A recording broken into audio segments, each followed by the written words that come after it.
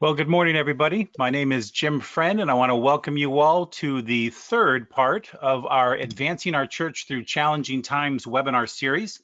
We have a terrific panel of guests with us today. And before we get started and I introduce them, just a couple of housekeeping items once again. If this is your first time logging into one of our webinars, you have the opportunity to ask our panelists questions throughout the webinar, and we encourage you to do that. We'll be checking those throughout the conversation, and it's a great way. If you have a question, odds are somebody else on the panel or on the webinar does as well. So we would love to hear from you. And also this is being pre-recorded, so we'll have a copy of this available to you through our podcast, advancingourchurch.com. You can find that on our website on changingourworld.com or at advancingourchurch.com. So once again, thank you again to all of our panelists. We're going to start with a prayer, and then we'll go around the table real quick and introduce everybody. So let's begin in the name of the Father, the Son, the Holy Spirit. Amen. Loving God, I come to you in thanksgiving, knowing that all I am and all that I have is a gift from you. In faith and love, help me to do your will. I am listening, Lord God. Speak your words into the depth of my soul that I may hear you clearly. I offer to you this day all the facets of my life, whether they be at home, at work, or at school. To be patient, to be merciful, to be generous, to be holy. Give me the wisdom and insight to understand your will for me, and the fervor to carry out my good intentions. I offer my gifts of time, talent, and possessions to you as a true act of faith to reflect my love for you and my neighbor. Help me to reach out to others as you, my God, have reached out to me. In the name of the Father, the Son, the Holy Spirit, amen.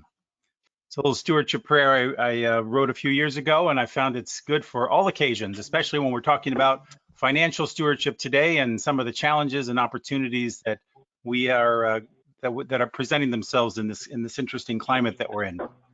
So let me just go around the table real quick, the virtual table, if you will, and introduce. First, we have Kevin Kiley. Welcome, Kevin. Kevin is the Chief Financial Officer and the COO for the Diocese of Fall River. Welcome, Kevin. Good to see you.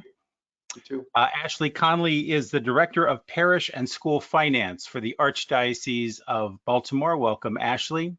On the line, we have Matt Mannion. Matt is a professor of the Practice Management and Operations Department and faculty director for the Center for Church Management at Villanova University. Welcome, Matt. Matt is down in Philadelphia. They were hit pretty bad by the storms about a day ago, and so is having some video challenges. He may join us online, but he'll be on the line here for this conversation.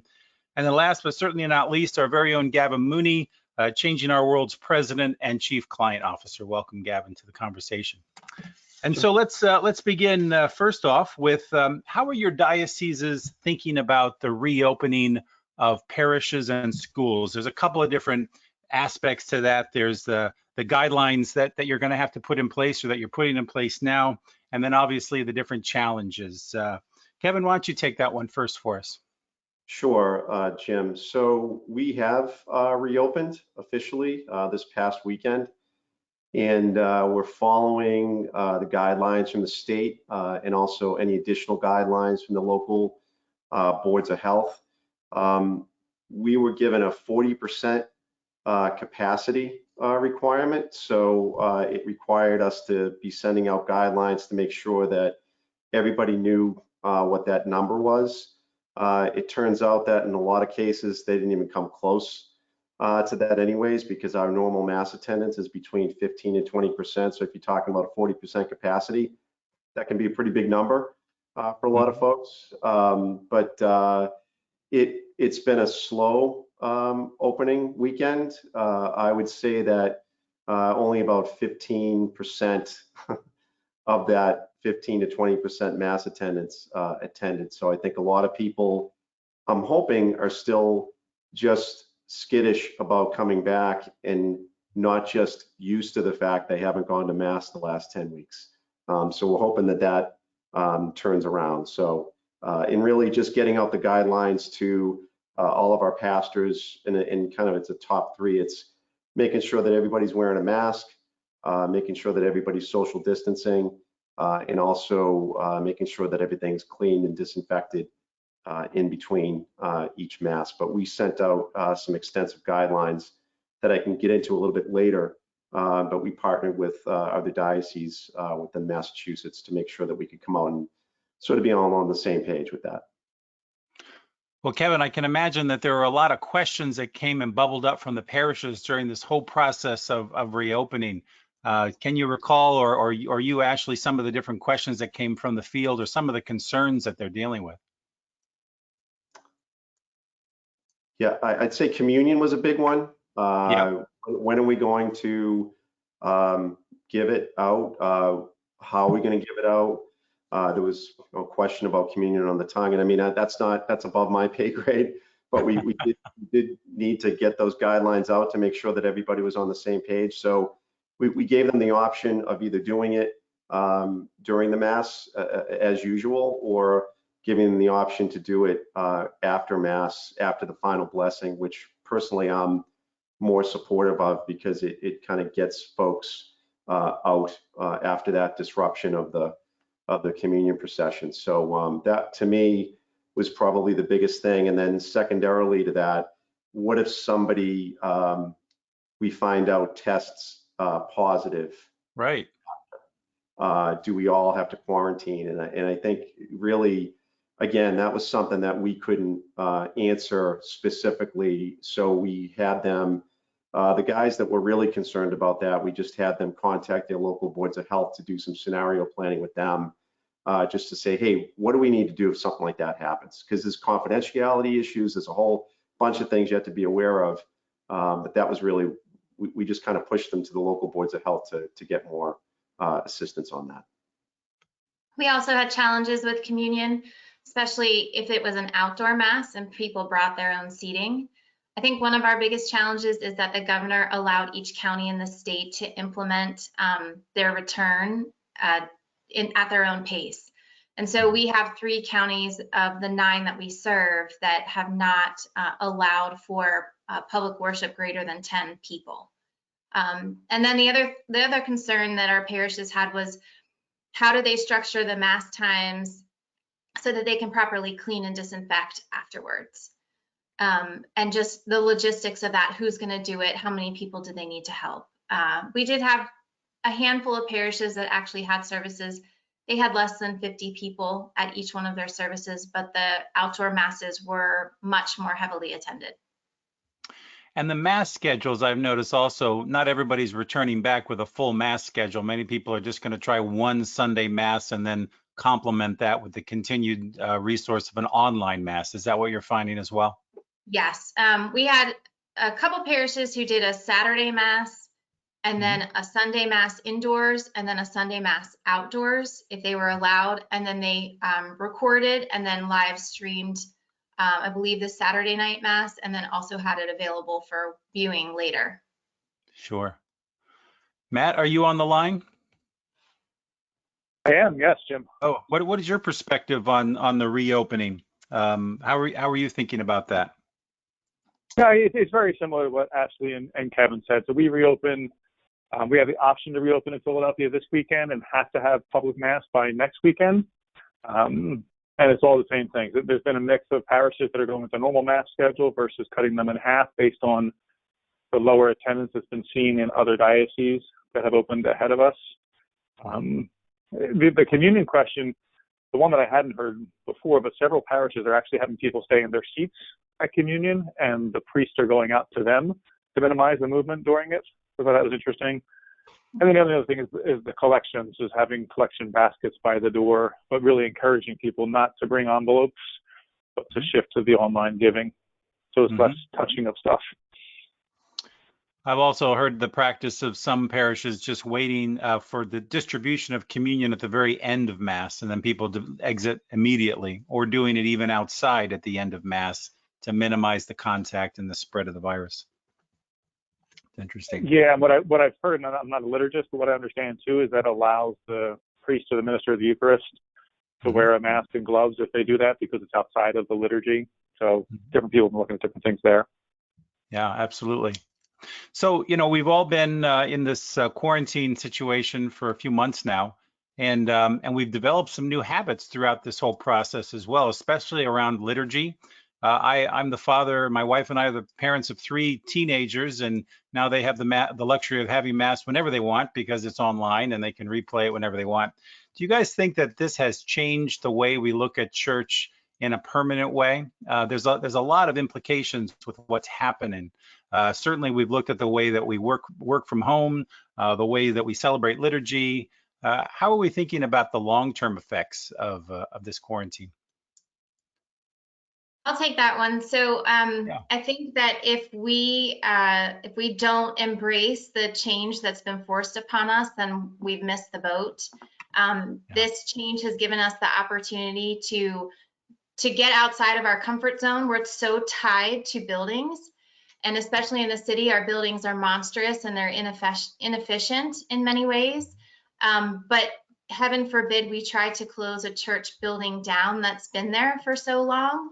And if we can get people to not be so tied to that physical structure, but remember that God is wherever we are, then we've really been embracing the opportunity that's been presented to us.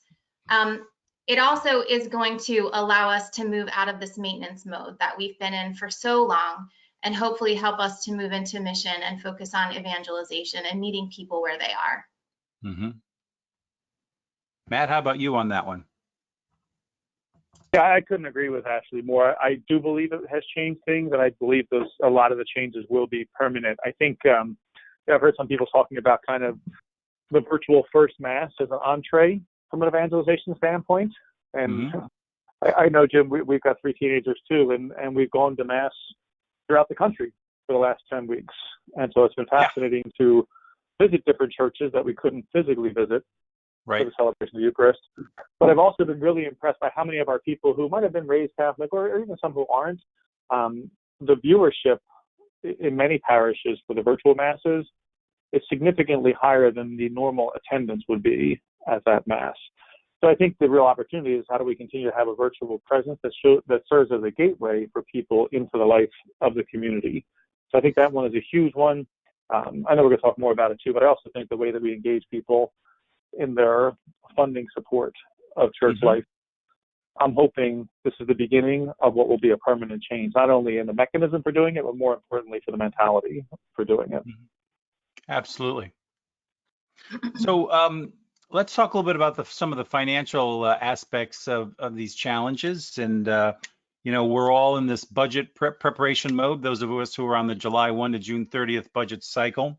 What does that look like for the fall versus the spring as you work with the parishes, the dioceses, the schools on preparing budgets for the next fiscal year?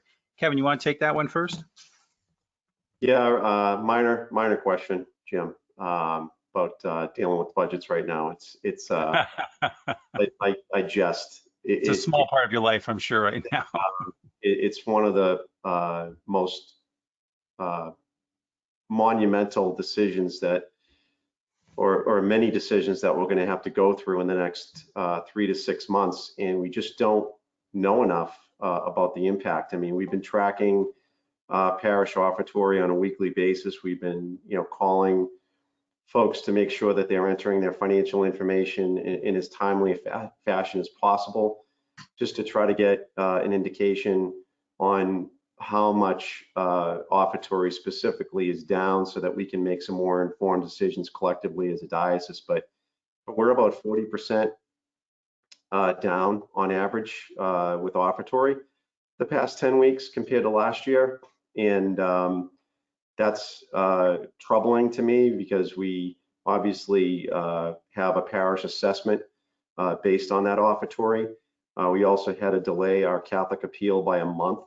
So that's an additional $2 million in cash flow that we normally have coming in prior to the end of the fiscal year. So I just talked to my director of finance this morning.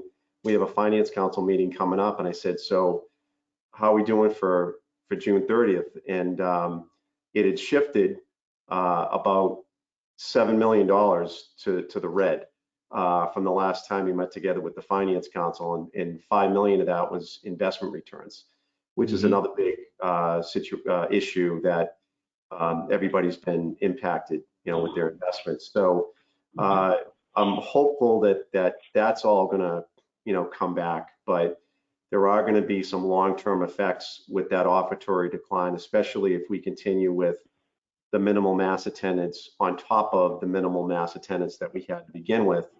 That's going to put tremendous pressure on our budget to be able to make things work in 21. So we end June 30th. We're usually about this time ready to approve the new budget, but I think at this point we're going to be going with a forecast just so that we can keep the Finance Council informed and then retroactively approve something in the fall once we get some better information in terms of what the impact is. The situation certainly continues to evolve. Absolutely. Matt, how about from your perspective? Yeah, I mean, it's certainly, it's full of uncertainty. So trying to do budgeting with this much uncertainty, I don't know if that's ever happened. And as Kevin pointed out, I mean, I heard someone describe the Easter collection as the Black Friday of the church financial year. And obviously Easter collections were way off this year because people weren't physically in church. And so the order of magnitude for that is certainly causing challenges for so many. I do think, I mean, I have this cautious optimistic that we can change people's giving habits. And I know more people have adopted online giving, and that's clearly more predictable from a budgeting standpoint. And we know, since most people only go to their own parish on average 37 out of the 52 weeks a year, if you can get them to do online giving, that individual givers' contributions go up on average 25% a year. So there's some potential upside, but there's way more downside that's out of it. I think the other big challenge is, I don't know, you can do a single budget. So, I mean, even here at the university, we just announced, or whatever they're presenting to the board, 4 different options of what could unfold over the next fiscal year, because we don't know if the COVID is going to come back. I mean, we assume it's going to come back, but how big it comes back. So kind of what's plan A, plan B, plan C, and plan D. And I think parishes and churches and schools have to do the same thing, which makes it a lot more complex. The one big opportunity I would say, though, is I think people realize this is a different world. And so I think there's a huge opportunity for parishes and schools and dioceses to be totally transparent about, like, look, this is the reality of our situation. And these are what we're saying are our priorities. We're going to put money towards these things, and we don't have the money to do these things. So some of these things that have been part of what we've had historically, they're either going to be not now or potentially not even ever again. And to be upfront about that and clear about what's important, where we are going to continue to spend money and make investments. Well, what is, when we're looking at projections of 40 or 30 to 40 or maybe even more % down for the new fiscal year, what does that look at, like fall versus spring? I would think that a lot of this is going to hit in the spring or over a 12-month cycle versus the next 6. Yeah, I mean, this is Matt. Kevin actually doing more forecasting than I am, but I think there's certainly going to be. I mean, hopefully there'll be a slight rebound in the summer as churches open, and particularly people that will lose people to summer vacations. I think that's the vacation loss is going to be different, but that's offset by the economic loss of so many people being unemployed. But yeah, I think the real question mark is what happens next winter, and I don't think anybody knows. But Kevin and Ashley are dealing with that more than I am. How about in the Archdiocese of Baltimore, Ashley? What are you seeing there? So we recommended, we're down 18% in March and April. We're looking to be about that much down in May as well. Our EFT offertory has basically covered what we've lost from the loose collection and a little bit of what hasn't been turned in from the envelope perspective. We had 39 parishes who didn't have EFT offertory when we went into this. 14 have signed up to start doing it through this process. So we're moving that along. What we're telling parishes is, like Matt described, to do scenario budgets. We're recommending that they keep their offertory about 30 to 40% down through December. And then the scenario part kicks in the 6 months between January to June, just because that is the greatest unknown. I mean, everything's unknown right now, but and to either maintain that level, slowly return it, or just have different scenarios regarding that. I told our Pastoral Council yesterday that I think right now we're kind of in the eye of the storm. the PPP has secured our financials for 8 weeks, or maybe now a little bit longer, with what they passed yesterday. But in the beginning, we were really scared. We didn't know what was going to happen. We're kind of in this eye now, but the worst could be yet to come, with what happens over the summer and then well into the fall and potentially into the spring. Yeah, Jim, I would agree with Ashley on that. I think there's a false sense of, there's pluses and minuses to everything, but the PPE loans were fantastic. But I think there's to certain parishes, there's a false sense of security there, and they probably should have put a plan in place and be proactively putting offertory restoration plans in place over the last 8 to 10 weeks. And if they haven't, they certainly should be now, because I think that we're not at the dip yet. Because as Kevin relayed, 40% capacity doesn't make up for 100% of offertory, and then you factor in the PPE expiring. So I think the summer is going to be tough, and I think that parishes, dioceses need to have an offertory restoration program in place now to bounce back, as well as on the operational side from a diocesan perspective, from an annual appeal perspective, that also needs to be in place now, and use the next 90 days to sort of try and recoup some of that lost revenue through the new methodologies and channels that have worked so well across different parishes and dioceses, whether that be Zoom or webinar or online channels, etc. Gavin, actually, I'm glad you jumped in, because my next question was going to be for you. What are some of the opportunities that you have seen kind of around the country as you've worked with different Changing Our World clients and prospective clients? Yeah, the first opportunity, I think, I won't start with fundraising. I'll start with communication and collaboration. Just has been a great 10 months in the different dioceses that we work in, to engage with pastors, to engage with volunteers at the local level, utilizing the methodologies that I just referenced previously, utilizing the technologies, and sort of being a resource for them. And I think for the pastors, they're not business people like the folks on the phone here, and they have their own business people, but they need and continue and will continue to need support throughout this. And so, the ability to get our teams on the phone with them and be a resource for them and just communicate with them and ask, how are you doing, for starters, that's a real plus, and I think will help goodwill. Oftentimes there's a bit of a rub between diocesan central ministry and parishes out there, and I think that will only help improve that collaborative nature and that relationship. On the actual implementation of the offset, or trying to offset some of the downside effects of the pandemic, these offertory restoration programs have really worked well. It'll take a little bit of time to do the year-over-year or month-over-month analysis, depending on what diocese and whether the numbers roll up and how quickly they roll up to finance. But they're working well. Initially, again, I would say there was some of this.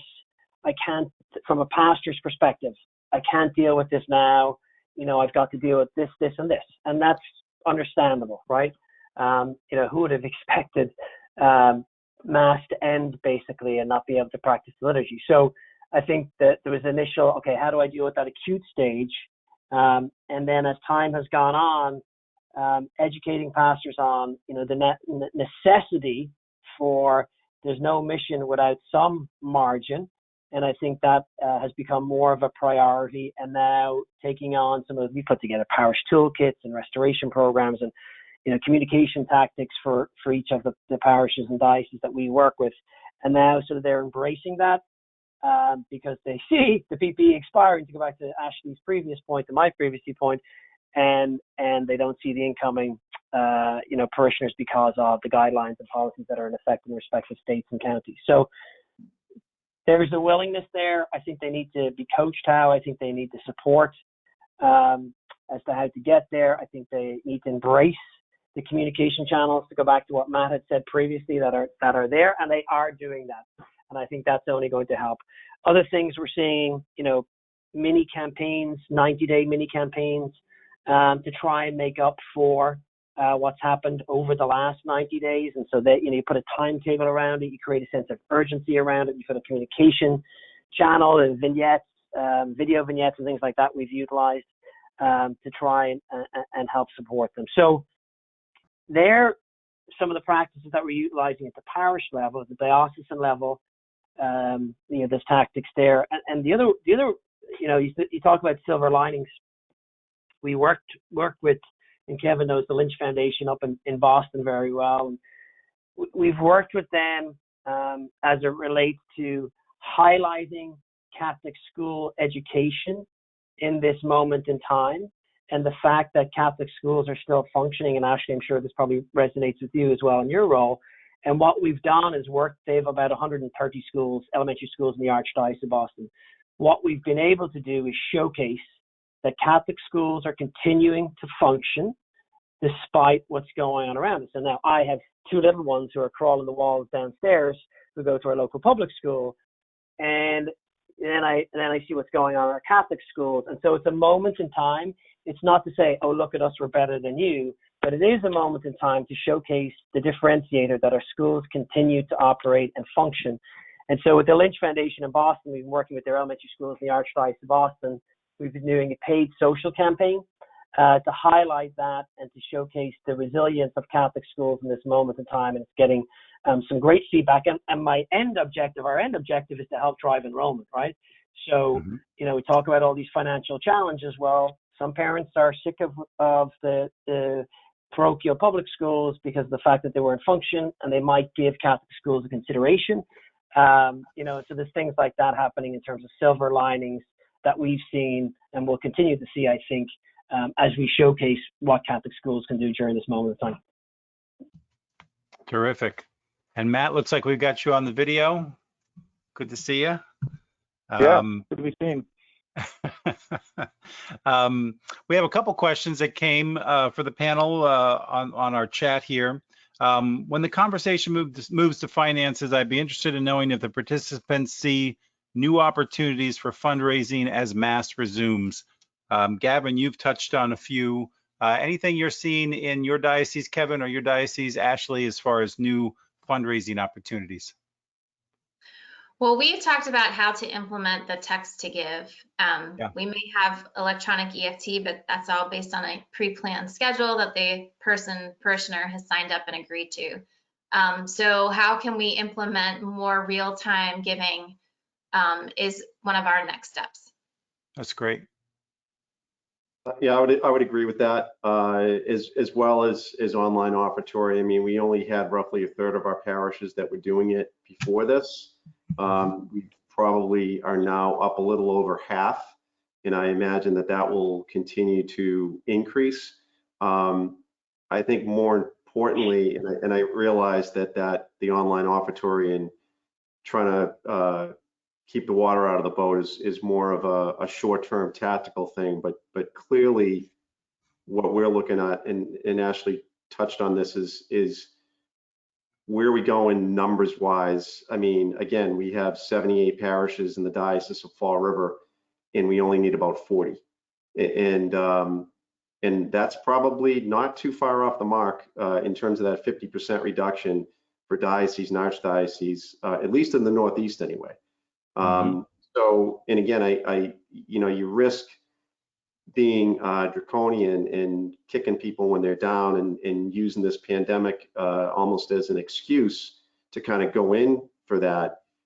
But we have to, confront those brutal facts and really use this as an opportunity to not be as concerned about getting 78 parishes onto online offertory, but 50 to 60 strong parishes that have that capability, and where do we go from here? Great. Another question from the group. How are your parishes, schools, Catholic organizations handling the planning of events and activities and such? What kind of guidelines have you had to put into place, or what are you seeing implemented in your dioceses, Matt, from your perspective, and the folks that you work with at Villanova, or Gavin from our client perspective? Go ahead, Matt. I'll start off with the thing that I've seen the most is that there seem to be kind of two camps. There's people who believe like everything's going back to the way it was, which seems to be a very small portion of the people that at least we've been talking to, most of them are realizing that this next year is going to, until there's a vaccine, that the world and large group gatherings are not going to be the same as they were. So whether it's schools trying to figure out how they're going to do the setup in the classrooms, or whether it's religious education, or whether it's the community gatherings, all those things are being rethought to say, how do we do them in this COVID world, at least for this next year, with the hope that after this next year there's a vaccine, then we can go back to larger communal gatherings. But yeah, we're just seeing everything being reevaluated in light of how do you do it in today's world. Yeah, Jim, I'll just add to that. Sorry. No, go ahead. I would encourage our audience to listen to one of our other webinars, which was Chris Roebuck, who is the head of the school from Bishop Lynch in Dallas. It's the largest Catholic high school. They're partners of ours. And he spoke so eloquently to obviously the challenges and pitfalls which the school has faced, but how they have put in place, and it goes back to what Matt, Ashley, and Kevin were saying, plan A, B, and C as it relates to reopening of the school in the next couple of months. But there's a couple of sort of, again, I'm looking for silver linings, because there are a lot of silver linings in all of this. Bishop Lynch has managed to raise $1.5 million over the last 7 weeks for financial aid. That's unprecedented. It's a high school. And the way they did that, and the way Chris and his leadership team did that, and Matt used the word transparent, open, candid conversations about what is going on with the school, what the impact of COVID-19 is having on the school, the kids, the mission of the school, and the financials of the school. And we worked with him to put together State of the Union conversations with all of his different constituencies. So we did it with the board, we did it with alum, we did it with parents, we did it with students, we did it with grandparents. And he spoke for 30 minutes to tell folks what they're experiencing, what they're doing about it, and what the future looks like. And he didn't have all the answers, but he just spoke transparently, candidly about what was going on. And that, to me, in terms of a silver lining, was a great communication tool, and will continue to be a great communication tool moving forward for that school. Now we've done it in hospitals. Now we've done it in dioceses. We've done it in social service organizations. Really a moment in time to get people closer to you, to get those who are supportive of you, your nearest and dearest closer to you, to let them into the tent and understand what's going on. And guess what? When the time is right to ask, they will be supportive of you. So there's the academic piece of the pie, which he spoke to during that, and how that's going to roll out. But then there's the business ops side of it, both from a tuition perspective, enrollment, retention perspective, as well as then on the fundraising side, as well as what Kevin said, how they're managing and how they're drawing down on their endowments. And many of the schools have to draw down a couple of extra percentage points in order to sustain the model, right? But great conversation. I would encourage you. Chris is a great resource. To have a listen to his webinar. We will. We'll leave a link to that in our show notes. I'll just share an experience that I've had working with Chestnut Hill College down in the Philadelphia area. They had a gala, 11 years now, and they brought us in and turned the entire gala into an online event. A $300,000 goal. We just got our final gift of $25,000 in. That put us 121% of goal. 362,000 is the last total. It's a different kind of event, right? So when you're sitting there with a glass of wine at a gala and you're bidding on things and you're writing your name down on little sheets and whatever, it's a different kind of event than going out there and asking people just for an outright gift. But it also minimized the cost quite a bit to the school. And we've had a lot of schools calling us about that since we did that. But it's a different way of thinking. You know, you don't have to worry about a dinner or expenses. We created teams. We had team captains. We had little video vignettes every single day, a new message on social media. And it really was what they found at the end of it. It created a confidence that didn't exist before. There was some concern at the beginning of it. Should we be fundraising in this environment? Well, people are hurting, and absolutely they are. Unemployment is through the roof. But there are also folks who, like many of us here on the line, are working from home, working differently, and still want to support the schools, the institutions that we always have. So It was a great success, and it has now emboldened them to continue on with other fundraising efforts and keep moving forward. Kevin, Ashley, what are you guys seeing in your dioceses around events? Anything?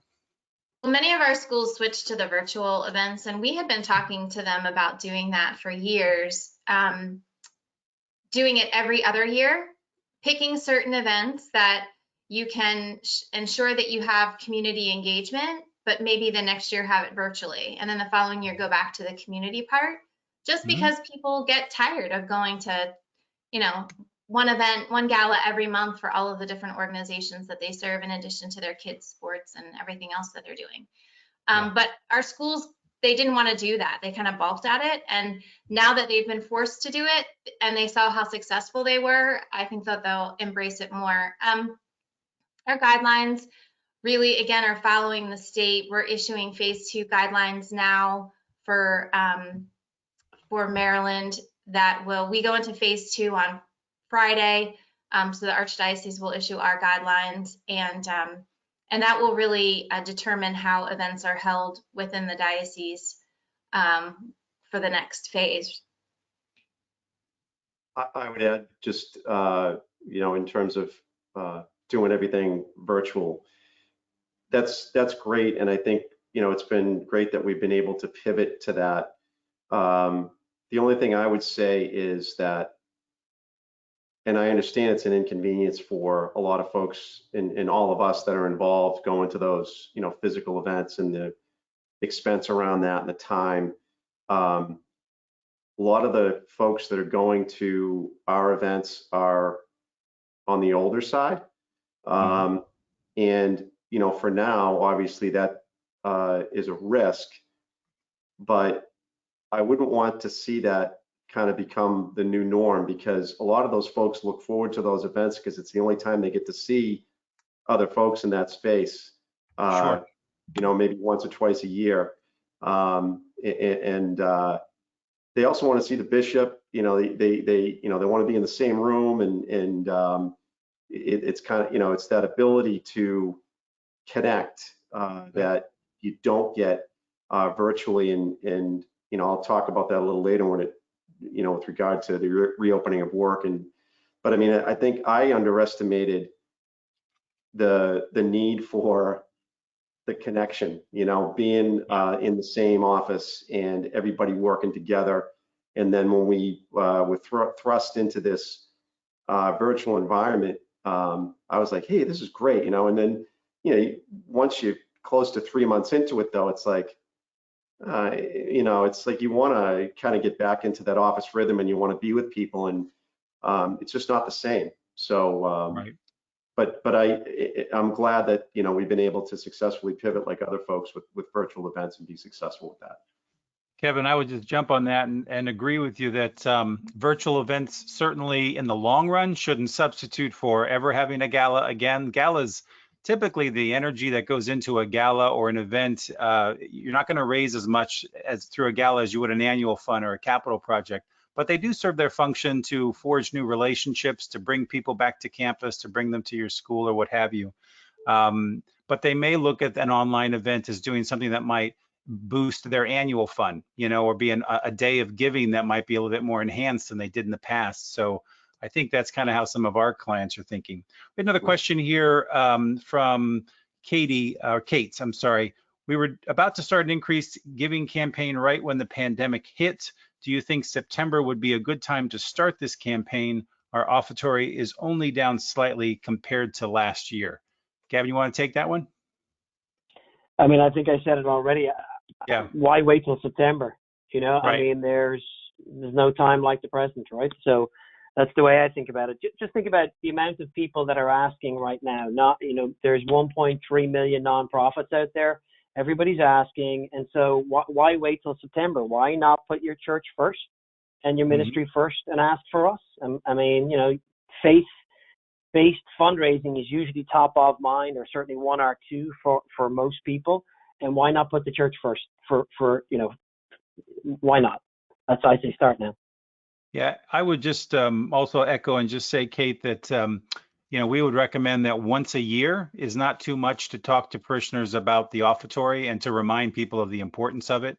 And so we always recommend to our parishes that there should be some kind of an annual renewal of treasure, just because if what we find is if you don't do it for a few years, the funds begin to taper off over time, and people need that reminder, and they need to continue to be in that habit of giving on a weekly basis. I have another question here from the group, from Susan. Should the parishes apply for the economic injury disaster loan? Anybody want to take that one? We didn't get into that. Okay. We were all about payroll protection. Okay. And as we talked about earlier, that's been, I mean, we secured about $25 million in PPP across the diocese, and again, that's been the lifeblood. But in terms of that other aspect of the CARES Act, no, we did not get into that. Great. Super. I don't know about Ashley, but we didn't. Yeah. We did not either. Great. And I wasn't shaking my head, no, they shouldn't do it. I was shaking my head, no, that I wouldn't want to answer that for them. I think all these things have to be diocesan at local level. No, seriously, that should be the kind of conversation you should be having with your pastoral council and with your local diocese to see if it makes sense for what you're doing or not. Yeah.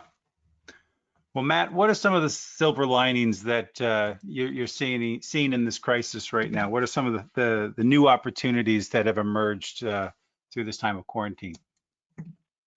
Yeah, no, I think there have been. I mean, despite the tremendous loss of life and loss of employment and disruption, but one is I think it's been a beautiful accelerant of some much needed change in the way we do things. And whether it's Ashley's point, the shift to trying virtual events, or the shift to really promoting online giving as a lifeblood for the future, or exploring live streaming for places that never did it before.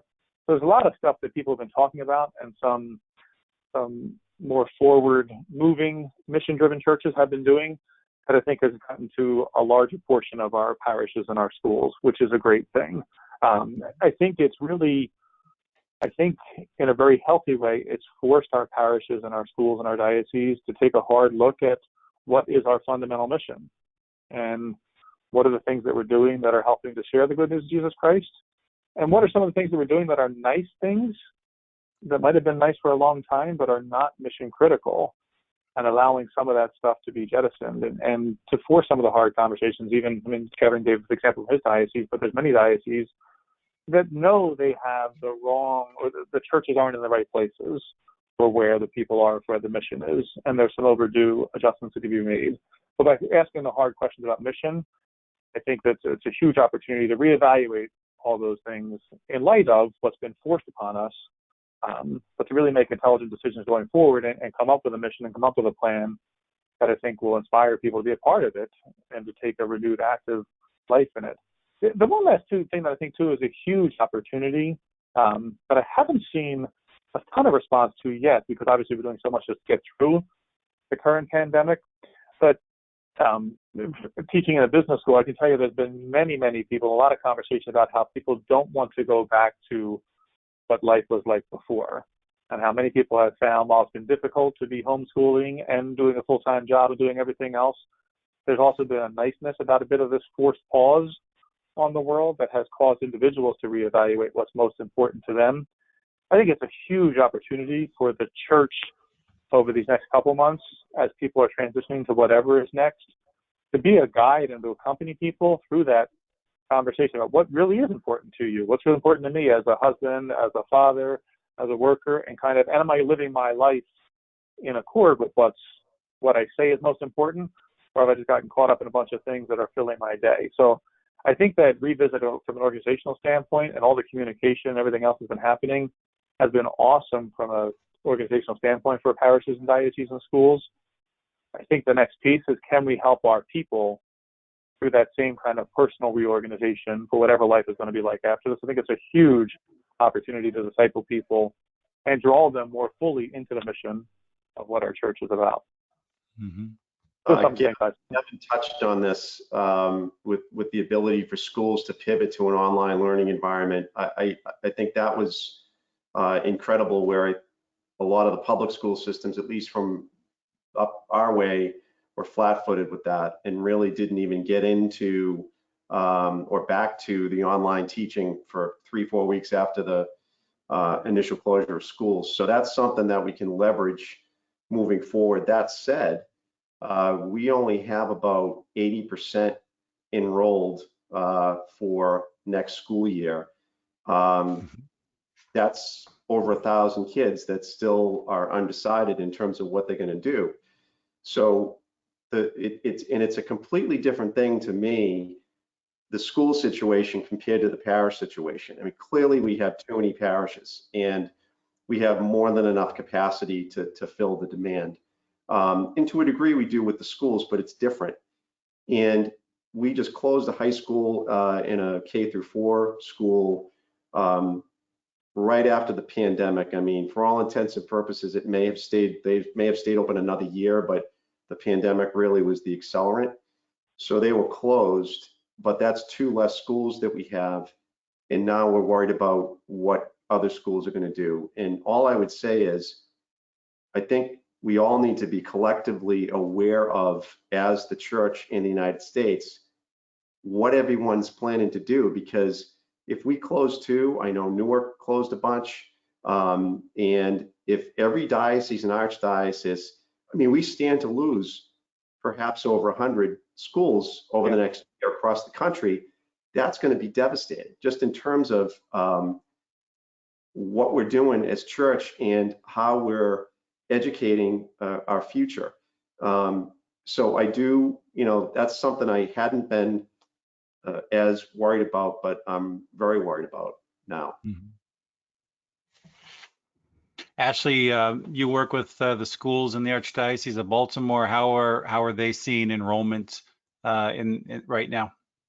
So we use school admin as our in application and enrollment package. And before the pandemic started, we were up 3% in enrollment over last year. We have slowed, and we've only had about 50 new applicants since the pandemic started across all of our 37 schools that use the program itself. So we're extremely concerned about what enrollment looks like, and our chancellor looks at school admin every day. I'm sure. We do have one high school who actually is above budget from an enrollment perspective, but Wow. They are our least expensive male high school in Baltimore. So where some boys may have been thinking of going to Loyola Blakefield, which is quite expensive, they may have chosen to go to Curley, which is not as expensive. So there are schools that are seeing some benefit from the situation. I think it's the elementary schools that are going to be the hardest hit, because the parents, if the kids aren't in school and they're younger, the parents have to be with them. And if we can't ensure the parents that the kids are going to be in school, then we're really concerned about them just not enrolling or trying to do the homeschool. We have parents who have reached out to us and said, well, what tuition package can you offer us if we want to do online school until January and then return to in-person school? What's the tuition package going to look like then? So it's extremely scary. I'm sure. A couple more questions came from the group here. Interesting question. How can we best support our pastors given these unique challenges? Monetary contributions are one thing, but pastors have expressed, how do we keep in touch with them without overwhelming them? How can we best support our pastors out in the field? We've done 2 things in Baltimore. Our vicars or our deaneries, whichever your diocese uses, they have weekly Zoom meetings by region with the pastors. And the pastor can join if they want, but it's available for them to join and listen, or to join and talk and share. The other thing that we're doing is we're doing the same thing, but with the business managers, because what we're finding is the pastors are receiving so much information, they're not absorbing it all, and they're not sharing it with their business managers. So we have the same conversations with the business managers that the pastors have, share the same communication with them, give them the opportunity to talk and the information that they need to support their pastor. And the business managers, we have had amazing attendance on these regional meetings. And they're reaching out to each other when they're not in the regional meetings, which they weren't doing as much before. And they said that they want these regional meetings to continue weekly, well through the summer. So we found that that's one of the most beneficial things that we've done so far. Great idea.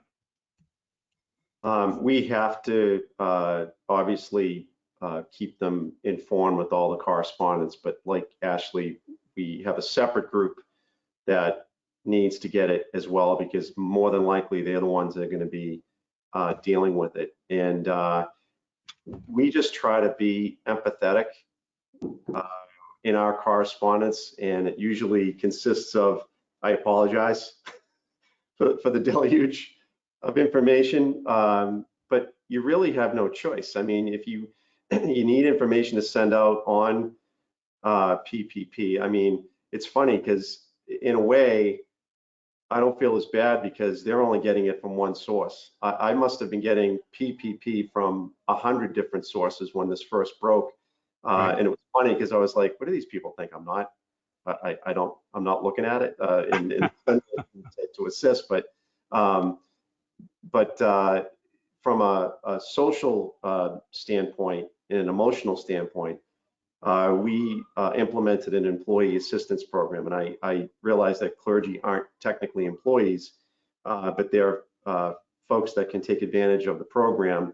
I haven't seen stats on it because we just rolled it out to the clergy on April 1st, but it's a way for them to confidentially go online and get resources that way, as well as speak to somebody anonymously, that whether it's a social worker or whatever the case is. But there's a variety of different resources within that program that will be beneficial to them. But I don't know the success as yet because it's so new, but that was something that we were mindful of when this started to roll out, because we knew that there'd be a lot of stress and loneliness as a result of this. Yeah. I think it's just to jump in there too, Jim. I think it's a key point that both Ashley and Kevin pointed out, that the communication with our pastors to support them, just like communication with our people to support them, works best when it's two ways. So it's not just communicating to them, but having the employee assistance program where they can have someone who can listen to them and help them with their issues. Or I've seen a lot of these kind of small group gatherings on Zoom and the weekly conversations, and there's certainly a dissemination of information, but it's also a chance for sharing and people to ask their questions. So that two-way communication as a piece of it, we've seen is really crucial for providing support for anybody in going through this, and is not the way that many churches have historically communicated. I think that's been one of the blessings, is there's been a bit more of the two-way through this process that I think has been helpful for relationships. Yep. Here's another question. Thank you for the informative webinar. Does anyone have any thoughts on how parishes who have charity programs can evaluate how they will be able to respond to the increase in requests that will come? So they've established a charity program, and how do we manage some of the requests that will come from that? Any thoughts on that? I just know, and I'll just take Catholic Charities as an example, and also a local food pantry related to one of our collaboratives. But just through conversation, it came to me where the food pantry, and I feel that that's probably what they're talking about in some way, shape, or form. But this food pantry at Catholic Charities was up 50% the demand. And call me naive, but I was asking the CEO, like, why is that? And she said, well, there's no school. So those kids get breakfast and lunch at school. And I was just like, the light dawned on Marble Head. So I said, all right, well, let's get a food drive for our Chancery campus. And we put something together, and we filled a big box truck of food, and also are working towards supporting them with purchasing a new box truck that's going to be able to expand their capacity to transport. The local food pantry at the Collaborative, again, came up in conversation with the pastor, was talking about the increase in demand. And we just got to talking, and I said, we'll do another one for you guys. But I think that all we can do really is to keep that communication going. And if folks have those charity programs at the local level, they really need to be getting out there and, talking to their parishioners or communicating outwards to make sure that everybody understands what the need is and that there's an increased need, because people might not even realize it. I'm embarrassed. I mean, I admit I didn't realize like why that was the case, but it was obvious when it was told to me. But there's a lot of people that don't understand it. Mm-hmm. We had a parish who was considering establishing an emergency relief fund. Basically, it would be a pot of money that was set aside, similar to the poor box, that they would basically accept applications for emergency relief, whether it was rent or utilities or whatever the need was. And their thought process was that they would have a very small committee of people, that they would have an actual application that the individual would fill out describing the need, and that committee of people would review and determine how to distribute the funds appropriately. Mm-hmm. Yeah, actually, that we've done that for a number of, at the diocesan level, we've established and have raised significant money for emergency response funds, and that's exactly how we're bringing members of the community in. There's overwhelming demand, and not everybody is going to be supported, but we're trying to be equitable, or they're trying to be equitable in terms of the distribution of those grants. At the same time, you want to make sure that you can maintain the control and the accountability over the funds that people have given you in order to account for this emergency. So that's where the application and the committee came in, was to ensure that they actually had support, that there was truly an emergency, but also that a committee, a small committee, 3 or 4 people actually agreed of how to spend the funds. Terrific. Deacon James is asking, can someone elaborate on where we can check out an offertory restoration program, and what does that look like? Gavin, you want to take that? Sure. Contact James' friend at Advancing Our Church. He'll help you out. No problem. Absolutely.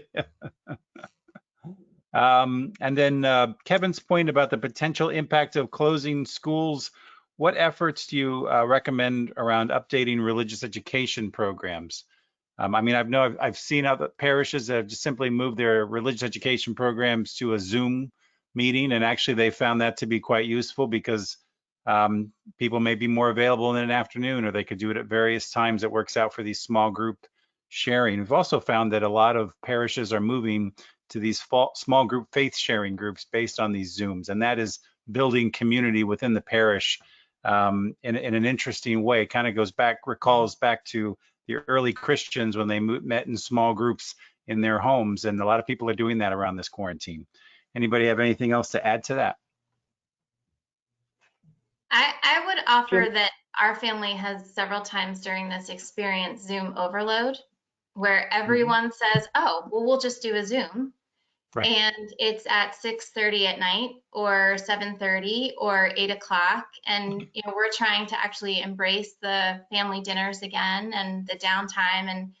And so we've had to try and manage as a family well, what do we allow from a Zoom perspective and what don't we allow? Right. So while, yes, it does give us opportunities to accomplish things that we can't accomplish right now with closed buildings or limited capacity, I would caution to be careful of virtual overload. I think we all feel that some days, Ashley. Absolutely. Jim, just one of it doesn't, not necessarily related to technology, but I think another opportunity, silver lining coming out of this is, historic, or over the last couple of years, volunteerism has been waning in our parishes. And I think there is an excellent opportunity here, obviously, to change the business operational model and do better contingency planning and have reserve funds and look at different fundraising channels. But I think to go back to what Matt said, there's a great opportunity here to bring in other voices and the laity and have them support our parishes. Bevan up in the Diocese of Manchester is a partner of ours, and she talked about how they're planning to open up the parishes there. And yes, there's one thing giving guidance to each pastor in their respective towns and counties and the different guidance that has to come along with that. But then also for our parishioners, what it means for them. A frequently asked question as it relates to what's the expectation of me as a parishioner to come back to church. And so they utilize local people in the local parish communities to put together an FAQ with their guidance, but to put together an FAQ. So I think there's a big opportunity for getting more people involved and engaged from a volunteer perspective, again, in the church. Well, we are at 12:02 according to my clock here. It's been a very quick hour. Maybe we could just kind of go around the table here, the virtual table, and everybody could offer some final thoughts and let us know how those who are on the webinar today can reach out to you after today. Kevin, you want to go first? Any final thoughts? Yeah, that was going to be something I wanted to point out, was that we're a universal church, but anything but universal in our execution of many aspects. So if you have any comments, questions, anything, if Jim gives our contact information, I'm more than happy to respond to anyone that needs some help. I would suggest, for those who are diocesan employees that are in this webinar, to partner with your sister diocese and archdiocese and I know that can be challenging, but I will say that one of the things that we realized, during this pandemic, more so about the reopening than the beginning, that we were all on the same page with what our reopening guidelines were. We had been in communication several times, and that's not typical.